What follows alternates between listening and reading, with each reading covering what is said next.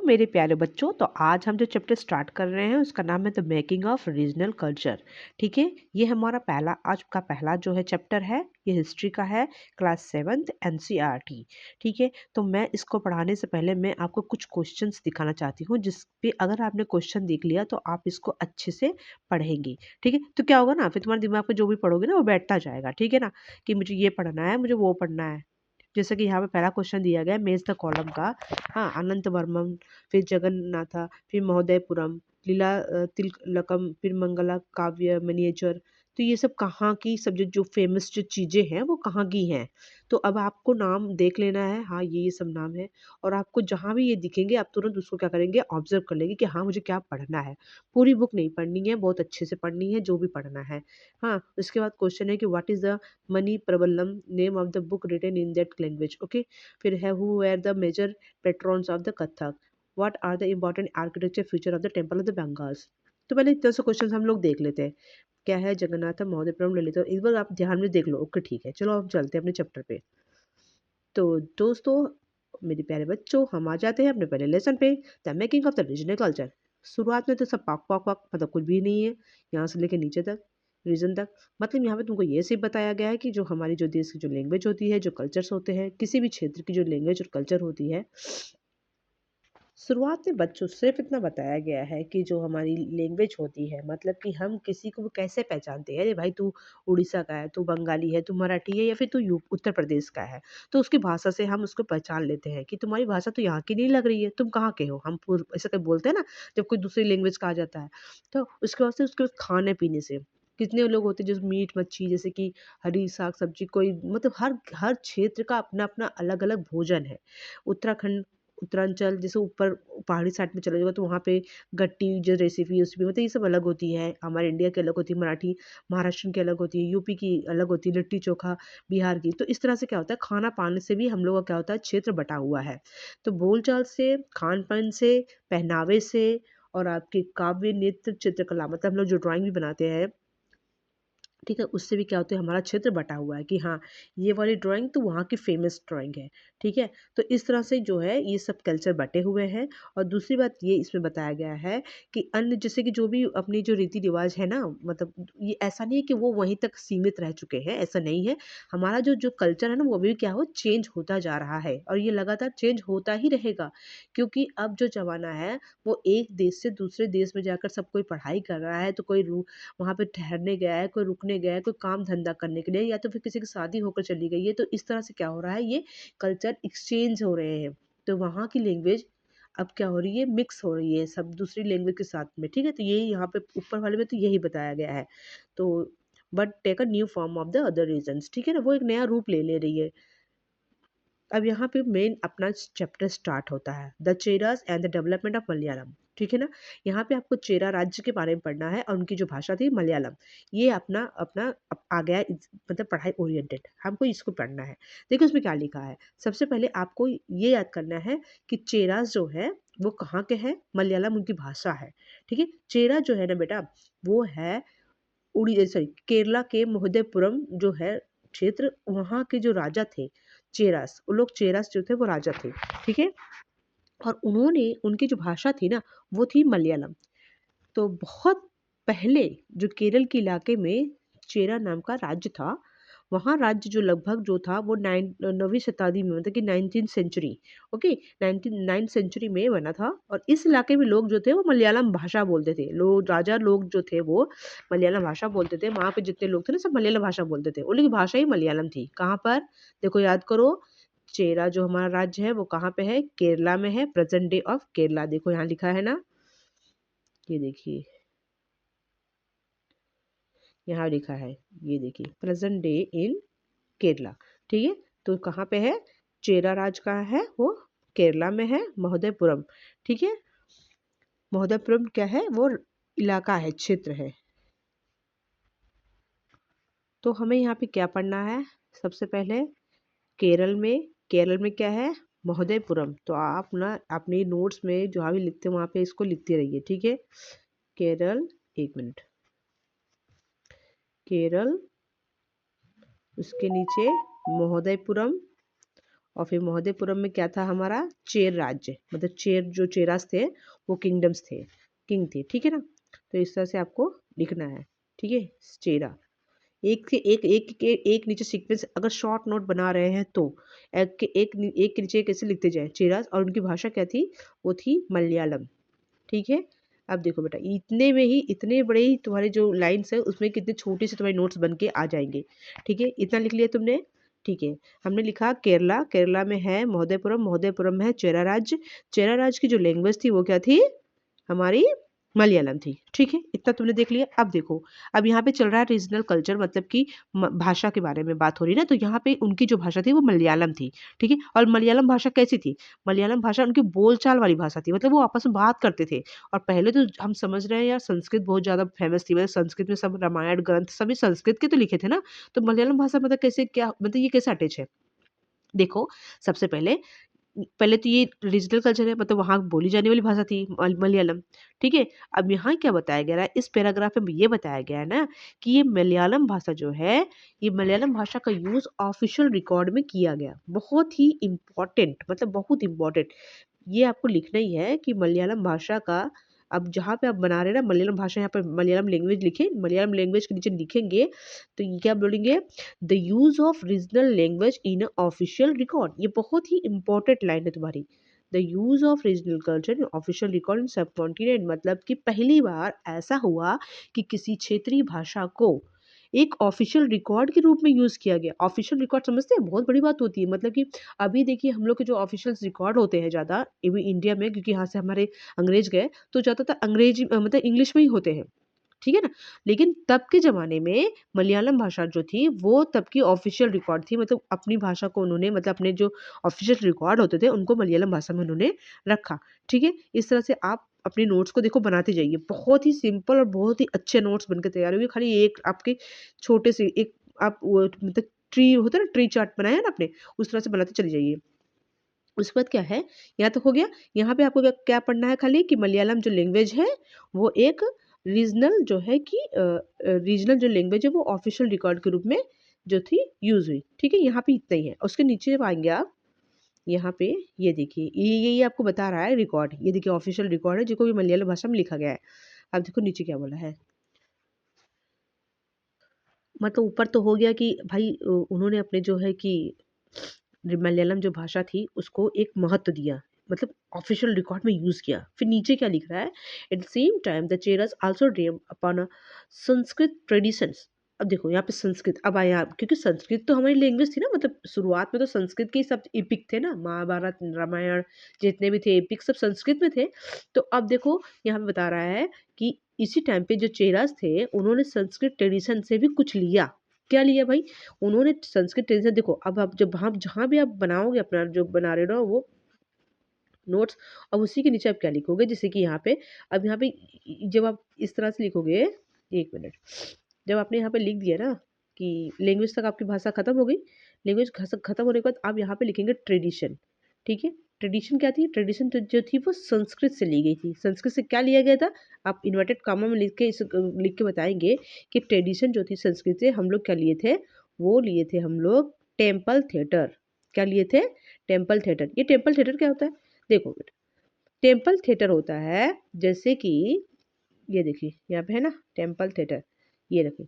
Temple theatre ये होता है ना, जब तुम पता है पहले जब गांव में परफॉर्मेंस होता था ना, तो वहाँ पे पहले तो मोबाइल टीवी सिनेमा तो था नहीं तुम लोग की तरह, जैसे कि टीवी खोल के बैठ गए जो मन चाहे पिक्चर लगा लिया, ऐसा तो था नहीं।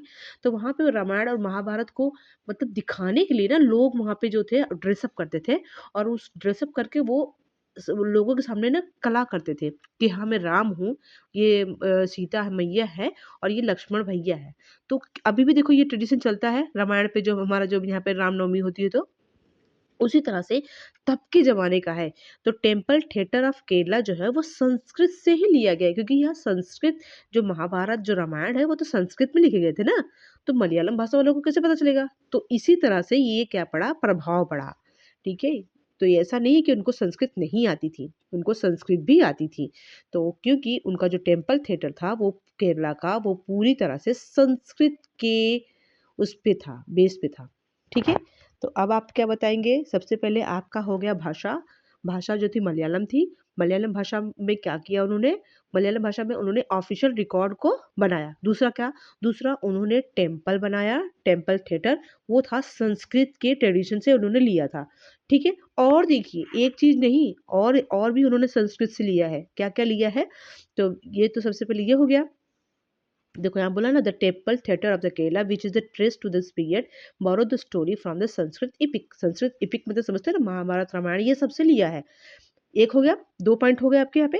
अब तीसरा पॉइंट देखो क्या बोलोगे, तीसरा पॉइंट बोलोगे यहाँ पे, खाली इन्होंने जो है कि टेम्पल के थिएटर ही नहीं बनाए, साथ ही साथ इन्होंने लिटरेचर मतलब लिटरेसी, वो एक मिनट ये हटा दे, हाँ, जो जो लिटरेरी होता है वर्क भी किया। Malayalam date to about the 12th century. देखो बहुत ध्यान से पढ़ो, यहाँ पे first literary work in Malayalam, जो पहला जो था, पहला जो हमारा बना था, जो बनते हैं क्या उसको बोलते हैं, एक मिनट, जो पहले लिटरेरी वर्क थे मतलब जो साहित्य जो लिखे जाते थे ना, वो मलयालम भाषा में लिखे गए थे। ठीक है, मलयालम भाषा में लिखे गए थे। उसकी जो डेट थी वो लगभग थी 12th century. Okay, about the 12th century are the directly indebted to Sanskrit. अब देखो भैया, मतलब यहाँ पे जो हमने जो जो साहित्य भी लिखा मलयालम भाषा में, वो भी संस्कृत की ही कुछ ऋणी थी, मतलब संस्कृत की भाषा से उसने भी कुछ लिया हुआ था। ठीक है, तो मतलब देखो, बहुत ध्यान से बहुत आराम से समझिए आप लोग। सबसे पहले महोदयपुरम, केरला का महोदयपुरम का जो क्षेत्र का जो चेर राज्य थे, राज्य ये जो ये राजा थे, किंगडम था, उनकी जो भाषा थी मलयालम थी। मलयालम भाषा को उन्होंने ऑफिशियल रिकॉर्ड में यूज़ किया था अपने। फिर दूसरी बात क्या थी, उनके जो मतलब ये खाली अपनी मलयालम भाषा तक सीमित नहीं थे, उनके ऊपर जो था वो संस्कृत का भी असर पड़ा था। अब वो कहाँ कहाँ दिखता है, तो देखो संस्कृत का जो ट्रेडिशन था वो उनको 2 जगह पे हमने अभी तक पढ़ा है। सबसे पहला है कि केरला का टेम्पल थिएटर, वहाँ पे जो था वो संस्कृत के ट्रेडिशन दिखाए गए हैं। और दूसरा था उनकी लिटरेरी मतलब कि साहित्यिक जो कृतियाँ, जो साहित्यिक जो बुक्स होती है ना, उसमें भी संस्कृत के उनके जो थे दिखाई दिए गए उनके अंश। और इसका सबूत उन्होंने बताने के लिए एक बुक का नाम यहाँ पे मेंशन किया, this is the very important books. ये देखिए, इस बुक का नाम है, ये है इस बुक का नाम कि हाँ भाई देखो, वो साहित्यिक जो कृति बनती थी वो बुक जो थी उसको हम किस तरह से, ये देखिए, ये बुक थी, वो थी लीला तिलकम। अब देखो हमने शुरुआत में अभी हमने पढ़ा था, महोदयपुरम पढ़ा था हमने, वो हमको मिला। ठीक है, और लीला तिलकम। ठीक है, तो इस तरह से हमारा क्या हुआ, 2 चीज़ें हमको मिली ना। तो जो उनकी जो मतलब उन्होंने जो लिटरेरी जो लिखा था साहित्य, लीला तिलकम, वो जो था वो ग्रामर और पोएटिक थी, मतलब उसमें ग्रामर भी था और पोएट्री भी थी। वो सिर्फ मलयालम भाषा में नहीं थी, वो दोनों का मिक्स थी, मतलब संस्कृत भी थी प्लस मलयालम भाषा भी लिखी हुई थी। इस तरह की बुक हमें मिली, लीला तिलकम। ठीक है, इस तरह की बुक मिली। लीला तिलकम का मतलब होता है ये diamond and corals, diamond and corals. Okay, was the composed in Manipravalam literally. बहुत ध्यान से देखना बच्चों, यहाँ पे एक बुक लिखी गई थी लीला तिलकम, जो कि अब ऐसा आप लिखोगे बहुत सिंपल भाषा में, इस तरह से लीला तिलकम लिखने के बाद आप लिखोगे कि ये जो थी 2 इसमें चीज़ें बताई गई थी, एक पोइटिक थी और दूसरी थी ग्रामर। ठीक है ना, और ये जो थी ये कौन सी लैंग्वेज में थी, तो इसकी लैंग्वेज थी मणिप्रबलम। कौन सी लैंग्वेज थी, मणिप्रबलम लैंग्वेज किसको बोलते हैं, जहाँ पे मलयालम भाषा और संस्कृत भाषा मिक्स होती है, उसको मणिप्रबलम बोलते हैं। इसका मतलब होता है डायमंड एंड कोरल्स। अब डायमंड एंड कोरल्स का मतलब होता है कि यहाँ पे ये देखिए, डायमंड का मतलब होता है संस्कृत, एंड कोरल्स का मतलब होता है रीजनेबल लैंग्वेज। देखो बेटो बहुत ही, अगर ये देखिए इस तरह से आप बनाएंगे, आप जब बनाएंगे अपनी नोट्स तो इसको इस तरह से लिखेंगे पूरा,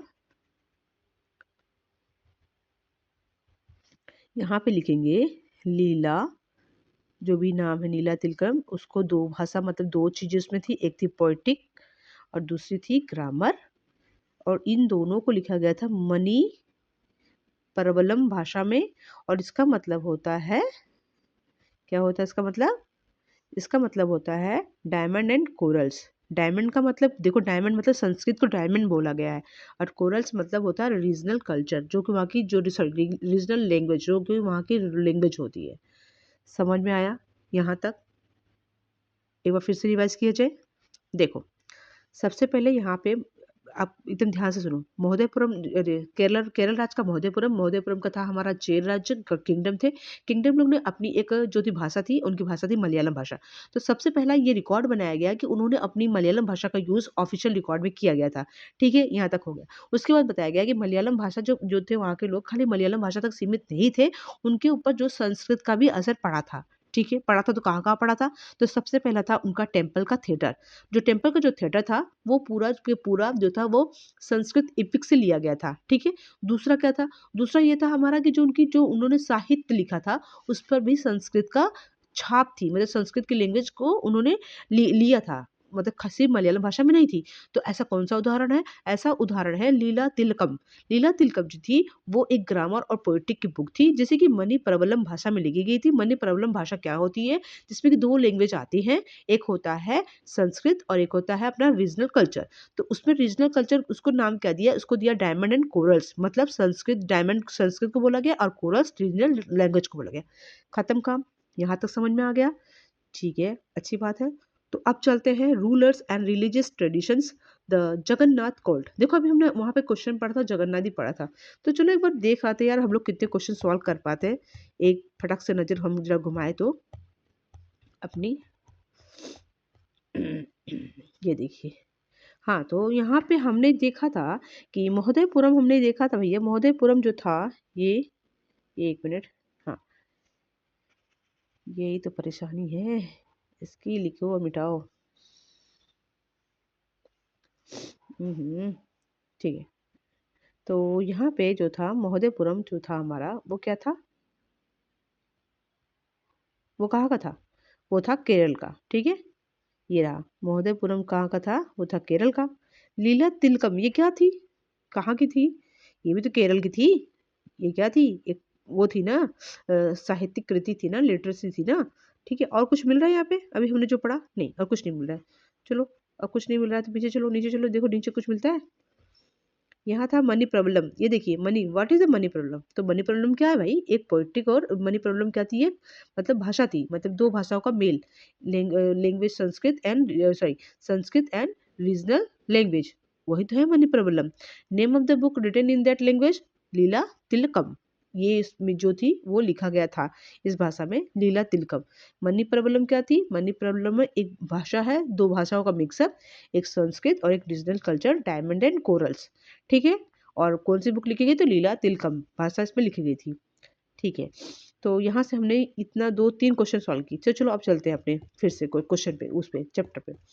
तो यहाँ तक आपको मतलब जब भी इसके आप पढ़ेंगे ना, तो इसके नोट्स ऐसे ही बनाइएगा ताकि आपको कोई भी दिक्कत ना आए। अगर यहाँ तक समझ में आ गया बच्चों, तो अब हम चलते हैं आगे। Ruler and religious traditions and the Jagannath Colt. ठीक है? अब हम यहाँ पे आ जाते हैं कि जो जो धर्म थे, धर्म के आधार पे देखो कैसे लैंग्वेज जो थे, वो हमारी जो क्षेत्रीय जो संस्कृत थी, रीजनल जो मतलब कि सॉरी रीजन्स के जो रीजनल कल्चर थे, वो कैसे बढ़े। तो देखो, सबसे बेस्ट एग्जांपल इसका जो बता रहे हैं कि कोल्ट ऑफ जगन्नाथ, मतलब जगन्नाथ का जो मतलब जो जगन्नाथ संप्रदाय था ना, literally Lord of the world of name of Vishnu. Jagannath को विष्णु भगवान का नाम दिया जाता है। ठीक है? एट पूरी उड़ीसा। अब देखो, उड़ीसा की बात हो रही है। ठीक है? अभी तक किसकी बात हो रही थी? केरला की। अब उड़ीसा की बात हो रही है कि उड़ीसा में to date the local tribals people make the wooden image of the deity. मतलब कि देखो, ये आज का नहीं है, बहुत पहले का है कि जो वहाँ के जो लोग थे ना, ट्राइबल लोग थे ना, उन्होंने ना उसकी लकड़ी की मूर्ति, मतलब लकड़ी का एक मूर्ति बनाया था। ठीक है? उसकी पूजा करते थे। Tribal peoples make the wooden image to the of the deity, which suggest that the deity was originally a local god. मतलब उनके वो क्या थे? वो लोकल भगवान थे कि हाँ, ये हमारे क्षेत्र के भगवान है भाई।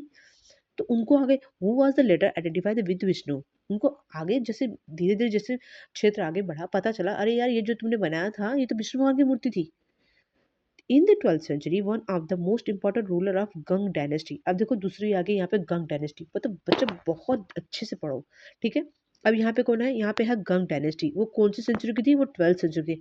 अच्छा एक बात हो, जो हमारा ये जो हमारा था लिली, सॉरी इसका जो नाम था यार, लीला तिलकम, वो कौन से सेंचुरी में लिखा गया था, 12th सेंचुरी में। ठीक है, इसको ध्यान रखना। अब यहाँ पे 12th सेंचुरी में एक और डायनेस्टी आती है, गंग डायनेस्टी, ये उड़ीसा की है। ठीक है, अब यहाँ पे क्या बोल रहा है, देखो यहाँ पे अब अनंत वर्मन, ये नाम हमने पीछे अभी सुना था ना, इसको ध्यान से देखिएगा। Anantavarman decide to erect a temple for the Purushottam Jagannath at Puri. अच्छा, गंग डायनेस्टी के थे। अब देखो, अब तो फिर से यहाँ पे बनाओगे, फिर से अब तुम यहाँ पे तुम्हारा लिखने वाला टाइम आ गया है। ठीक है, सबसे पहले आप क्या बताओगे कि हुडन की इमेज जो बनाते थे डेटी की, वो कौन बनाते थे, ट्राइबल्स पीपल। वो कौन थे उनके, वो उनके जो थे लोकल ट्राइबल्स, जो लोकल डेटी थे। ठीक है, जिसे आगे जाके हमने आइडेंटिफाई किया कि ये तो विष्णु भगवान है। उसके बाद 12th सेंचुरी में एक और घटना जैसे मतलब हुई, जैसे गंग डायनेस्टी जो होती है, आप यहाँ पे आप लिखोगे, यहाँ पे गंग डायनेस्टी। ओके, यहाँ पे आप लिखोगे गंग डायनेस्टी इस तरह से, गंग डायनेस्टी। उसके कौन राजा थे, उसके राजा थे अनंत वर्मन। ठीक है ना, अनंत वर्मन थे।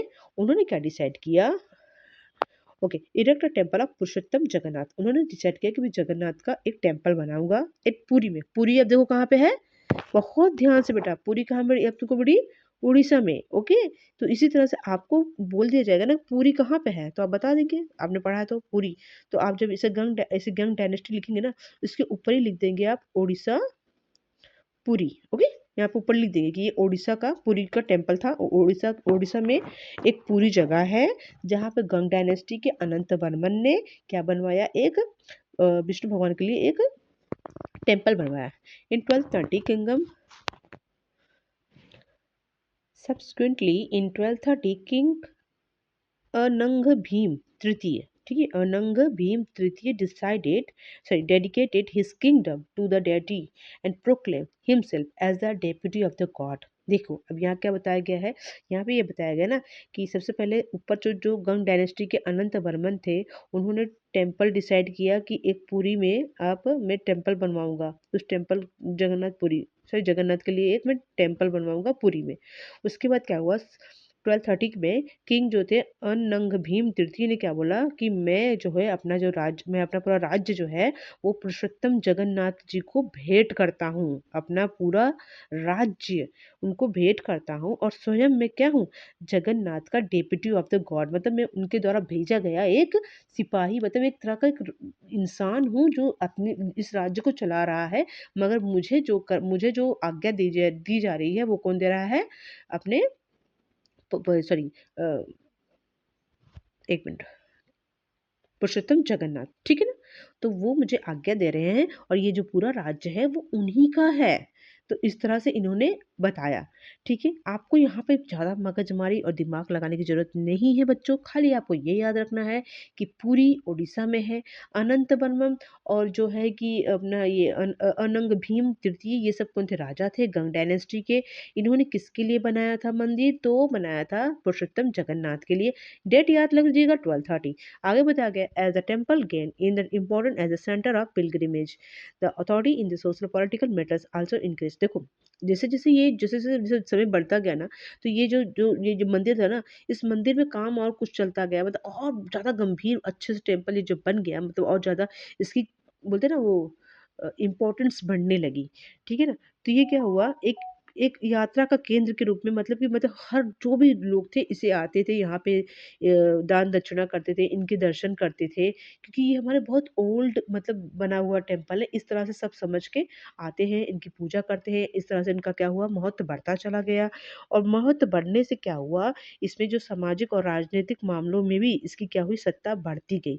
अब इसका क्या मतलब हुआ, इसका मतलब ये हुआ कि जिन्होंने भी उड़ीसा को जीता, ठीक है ना, पता है ना कि 1230 से लेके कितने युद्ध हुए उड़ीसा में, कितने युद्ध हुए।